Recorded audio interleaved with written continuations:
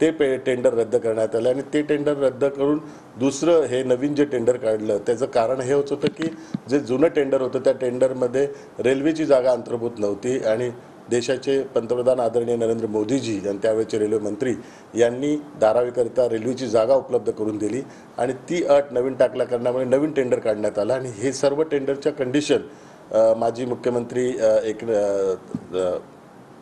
उद्धवसाहेब ठाकरे यांच्या निदर्शनात त्यावेळी आणून दिले होते आणि त्यांच्या संमतीनेच हे नवीन टेंडर काढण्यात आलेलं आणि कॅबिनेटची त्याला मंजुरी देण्यात आलेली आहे। त्यामुळे आज मोर्चाला नेतृत्व करताना ते ज्या ज्या गोष्टींचा उल्लेख करतात ते अत्यंत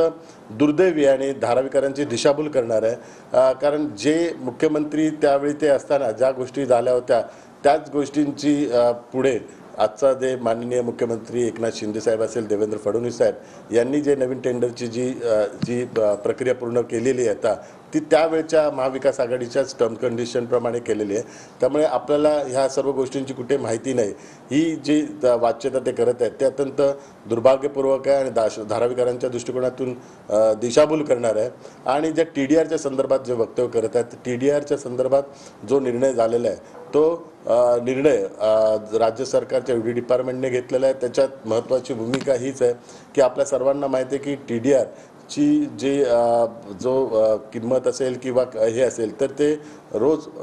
त्याची चेंजेस होतात त्यानुसार आणि आपल्या सर्वांना माहिती आहे एक राज्य सरकारचा एक पूर्वानुभव आहे। NTCची जागा राज्य सरकारने ज्यावेळी एका आपल्या महत्त्वाकांक्षी प्रकल्पाकरता घेतली होती तर त्या जागेची किंमत त्यावेळी 1200 कोटी होती आणि ते 1200 कोटीच्या प्रति राज्य सरकारने त्यांना तो संपूर्ण जागा विकत घेण्याचा प्रक्रिया पूर्ण केली होती। नंतर NTCने ते TDR बाजारात विकण्याकरता काढले तर त्या जागेचा त्या TDRची किंमत 600 कोटी झाली तर 600 कोटी NTCचा लॉस झाला। तर तो अनुभव घेता जर ह्या ठिकाणी प्रकल्पाला संपूर्ण ज्या रकमेचा जर TDR मिळाला अदानी किंवा संपूर्ण ह्या प्रक्रियेमध्ये राज्य सरकार संपूर्ण TDR राज्य सरकारच्या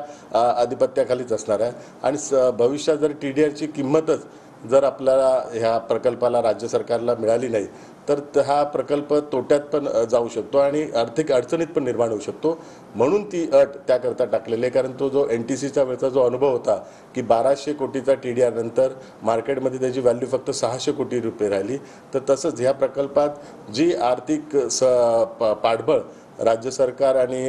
अदानीच्या माध्यमातून जे SPV जे करणार आहेत